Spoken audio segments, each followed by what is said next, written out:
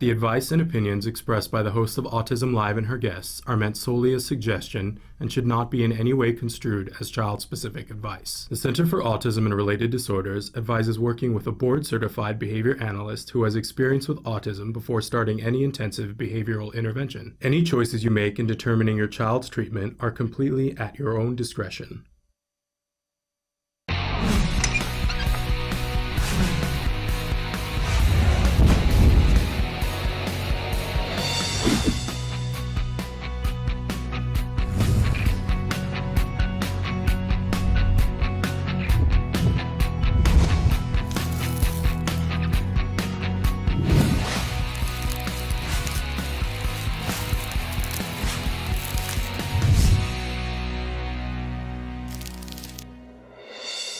Good morning and welcome to Autism Live. I'm Shannon Penrod and we're coming to you from the Warner Center in Woodland Hills, California. This is the home for Autism Live. It is also the home for the Center for Autism and Related Disorders. We're really excited to be here with you on this Monday morning. We hope that you all had a wonderful Valentine's Day and that you're looking forward to St. Patrick's Day now. I live holiday to holiday, don't you? Maybe it's just me. In any case, thrilled to be here with you this morning. We got a big show. So excited.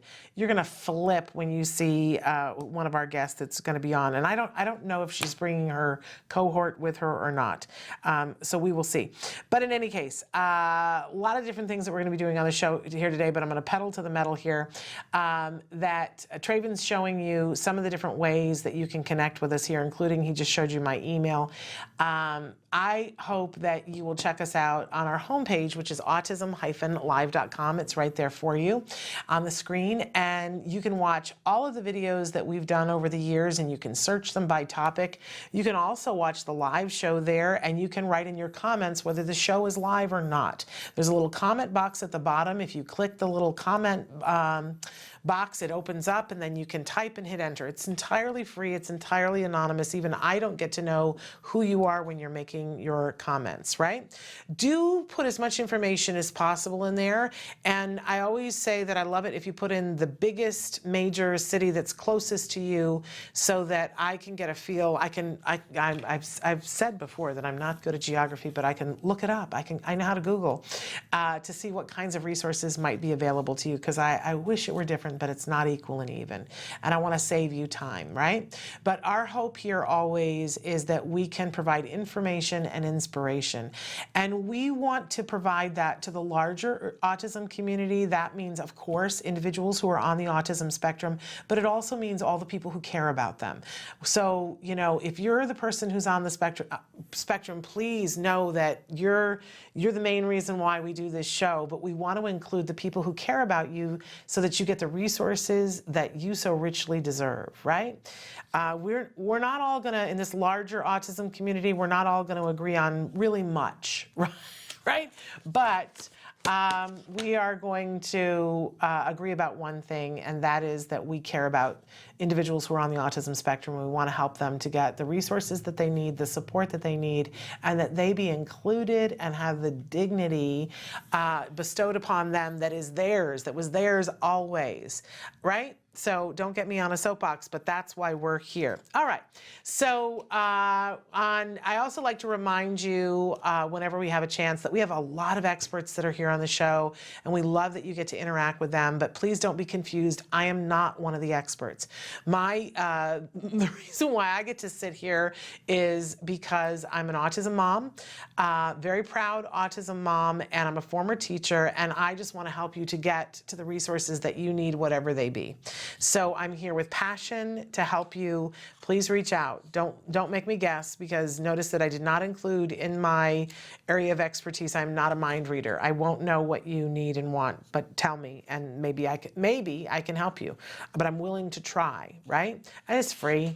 You know, And we want to, you know, somebody wrote in the other day and said, you haven't been saying this much, Shannon, and it's my favorite thing when I say, we do this together. We hold hands together. And si se puede, right? We can do this. Yes, we can. All right. So we like to start on Monday mornings with something we fondly refer to as the jargon of the day. This is when we take on one word, one phrase, one acronym, and we try to figure out what in the hey nani nani are those experts talking about, and like, why do they want us to learn these terms? What good is it to us?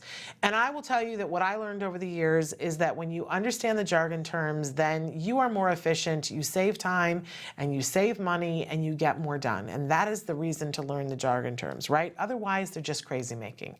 And believe me, I've been made crazy by them once or twice. So we like to do this fun little segment. A lot of times we give you the actual definition and I make fun of them, and really that's my favorite part of it. But then we always give you the actual definition, and we try to give you some sort of a way to grab a hold of and know why it might be important to you.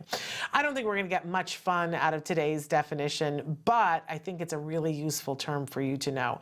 SLP. What on earth is that? Have we slipped into alphabet land? Yes, we have. Let's take a look at what our actual definition for SLP is. SLP is a speech and language pathologist. All right, great. I don't know about you, but the first time that somebody was talking about, I knew about kids being given speech at school, but when somebody said you're SLP, and I was like, what? And then they said pathologist, and I was like, what on earth are we talking about? So let's take a look at what our working definition of a speech and language pathologist is. It's a person who works on speech production, articulation, and social communication. No, it's not an OT person. We've got extra slides there. Oh my goodness, the board's freaking out. We'll come back to that. Okay, so let's talk a little bit about, sometimes we have gremlins here, you guys. It's a live show, and so we roll with it, right? I enjoy when we make mistakes like that. So moving on. A speech and language pathologist. So let's just talk about it in terms of when we use it the most, which is during school if an individual is on the autism spectrum, right? I mean, there's lots of different ways that we talk about a speech and language pathologist, but for most of us on the autism spectrum, when there is funding for this, it is during the school years.